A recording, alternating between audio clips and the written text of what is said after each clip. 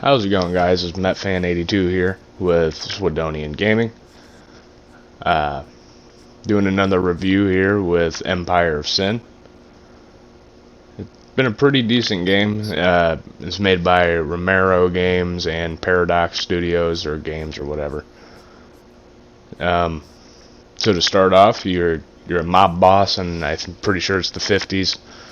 You get to pick which one you are, so I went with Al Capone because obviously he's the most known through American history. The game's mechanics are pretty in-depth, especially when it comes to the business running of things. Well, I should say the alcohol. I guess a lot of places just run off of alcohol because of prohibition times. So you have this giant map with 10 neighborhoods in it. You start in one neighborhood and you can have speakeasies, hotels, casinos, breweries, and cat houses. Those are the ones I know of so far, anyway.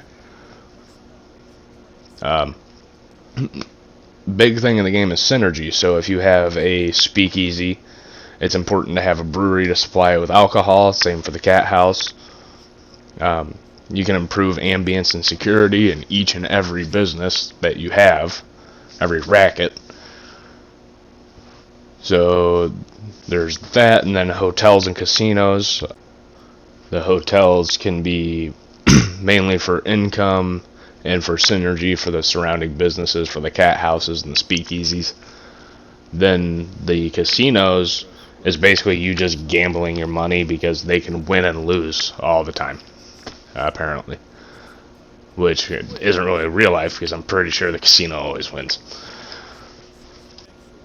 And then the way you get all these rackets is either they can be bought out with cash, or you can walk into any of them and start shooting, basically.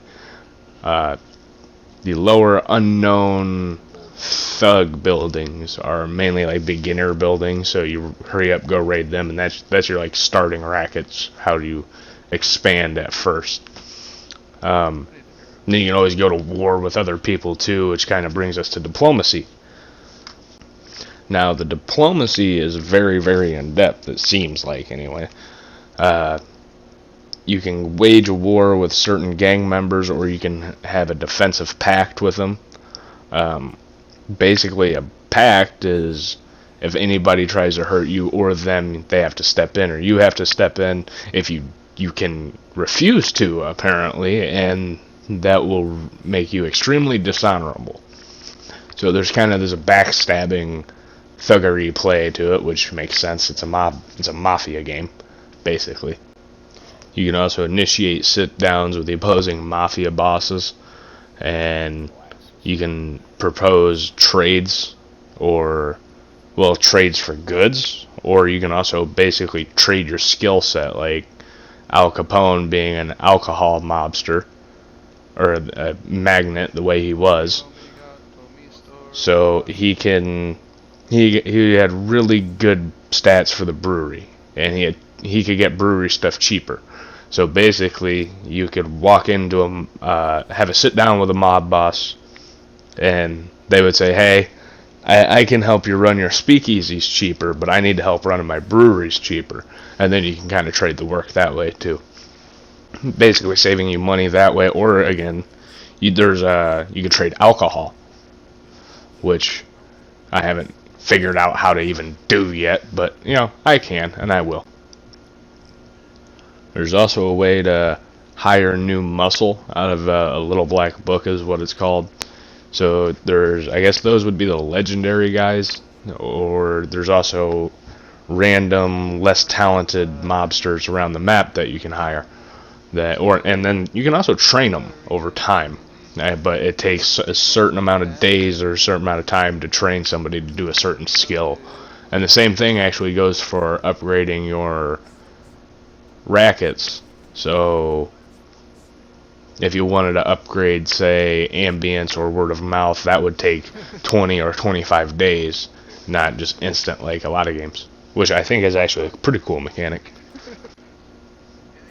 The cool thing about their character system is there's interchangeable weapons, armor, throwables, consumables, melee weapons, and I think there's one other thing, but I can't think of it right off the top of my head. Oh, it's just secondary weapons, so you can have a pistol and a main weapon. The thing about the main weapons is you have to specialize in whatever main weapon it is. So your shotgun guy can't use a rifle until he learns to, if he can even learn to. So that it kind of can restrict what you can do in the field or with your characters when you're playing. Because if you're running with all shotgun guys, you're losing distance. If you're running with riflemen, you have a lot of distance. So one of the other great things about the characters in the game are they all have traits. So those traits can be based off of past events, or they can develop over time while working with you. So, and those traits can act as buffs or debuffs in combat or in diplomacy, I'm pretty sure. Combat is pretty simple. It's all turn-based, obviously. You get 2 turns as AP points, but basically 2 turns. You can attack always ends the turn. So if you attack somebody right off the bat, that ends that character's turn. You can also use them to reload guns, move to a new position with better cover, use consumables or abilities. You can try and move to an exit as well, but trying to take an exit uses like an additional AP point or something like that. Combat is fairly basic. I mean, it's exactly what you would expect from a turn-based style game. There's also like an Overwatch where you can have a character look in a certain direction for a while, or until someone crosses that, or until their next turn, or until somebody crosses their path, and they'll shoot them that instant. So far, the game has been pretty good. I like the art style. A lot of the interiors are copy and pasted though, and a lot of the game is repetitive. Well, I wouldn't say necessarily, yeah, repetitive, yeah.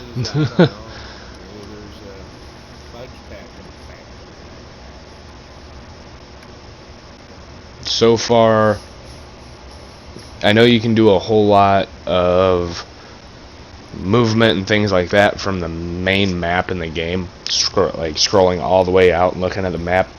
You can move characters and basically do a lot of the game from there, especially after you get an underboss.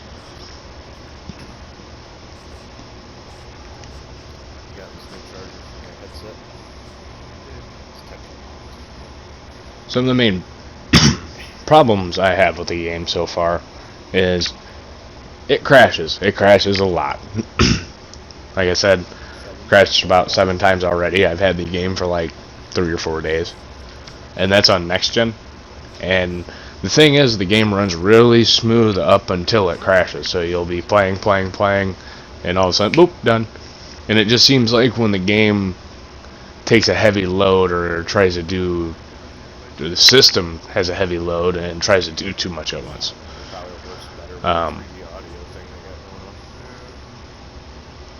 But yeah, other than that, there's a lot of depth in the business running. You can swap the kinds of alcohol that you're selling, and there's economic changes in your neighborhood. So all of a sudden, people in a certain neighborhood might become wealthy, and now they don't like the swill, now they want high shelf or premium. So now you have to really upgrade your brewery or buy from a different mob boss. So all that's kind of cool in the business running aspect, and then there's a combat aspect too. So if you're running low on money or you're running low on space, you can always take some. Anyway, I would definitely try and hit a sale price considering the crashing issue, but all in all, it's a pretty good game. But it's been a good one.